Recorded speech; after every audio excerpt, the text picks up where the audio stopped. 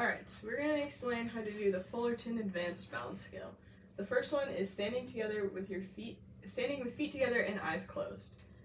So you're going to take a stopwatch, which I'm just using my phone, and then have your subject, they're going to stand with their feet together, fold their arms across their chest, close their eyes, and when you're ready, remain as steady as possible until I instruct you to open your eyes.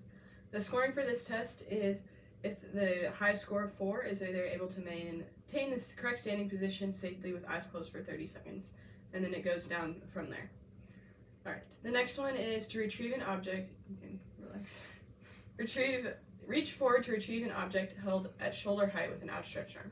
So this one you need a pencil or a pen and a 12-inch ruler. So the subject is going to take their arm, place their arm straight out, and then you're going to measure 10 inches from that point. Hold the pen, and then so try to lean forward, and then you tell the subject to try to lean forward and take the pencil from my hand and return to the starting position without moving your feet. After allowing for 2 to 3 seconds of lean time, you can move your feet in order to reach the pencil. The score for this is if they are able to reach the pencil safely and independently without moving their feet, they score the highest point. So it would kind of look like this. So go ahead and try to lean forward and grab the pencil without moving your feet. Alright, the next one is to turn 360 degrees in the right and left directions. So for this one, you don't need any equipment, you just have them spin 360 degrees to the right and 360 degrees to the left, counting their steps. And how many steps they take is their score. So the fewer amount of steps, the better score. The next one is to step up onto and over a 6-inch bench. I do not have a 6-inch bench, so we're not really able to demonstrate this one, but what you'd have them do is step up onto the bench with their right leg, swing their left leg directly up and over the bench, and then step off the other side, and then repeat the movement going the opposite direction.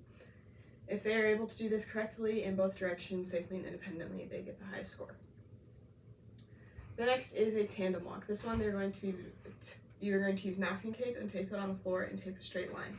The goal is for them to walk forward along the line, placing one foot directly in front of the other from heel to toe, so that they are in contact with the heel and toe are in contact with each step. So if you kind of want to use the line that's on the tile here. So then they would place the heel, right, touch the toe. So have your feet touch. There you go. And walk like that. The scoring for this one is if they're able to complete 10 steps independently with no interruption, that is the highest score. And down from there, and depending on how many, if they're taking 10 steps each time, and how many interruptions is their score.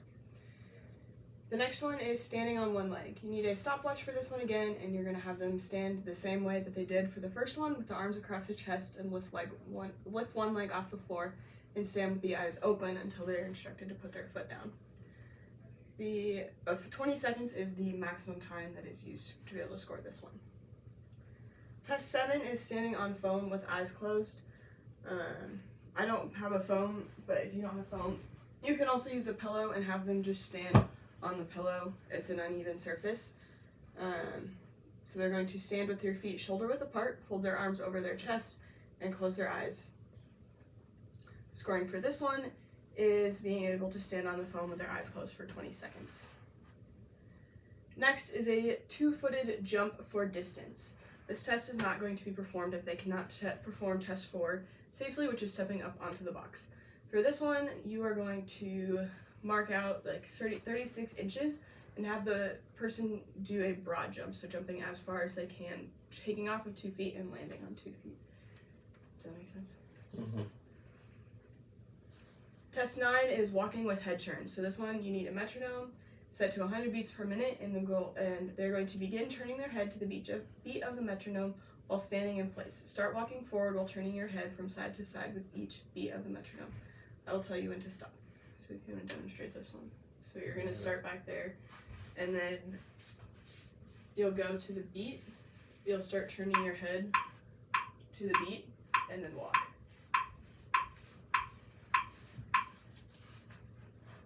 Scoring for this one is they're able to walk 10 steps in a straight line while performing the number of 30-degree head turns at the established pace. The last one is the reactive postural control. This one is you're going to have the client stand approximately 3 to 4 feet in front of a wall, and then have them stand, and then the person conducting the test will stand right behind the participant and prepared to catch them.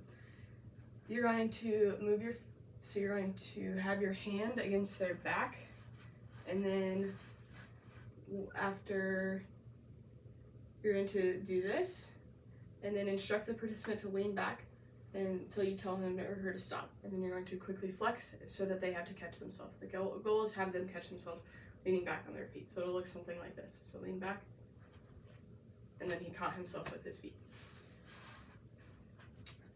That is the Fullerton Advanced Balance Scale.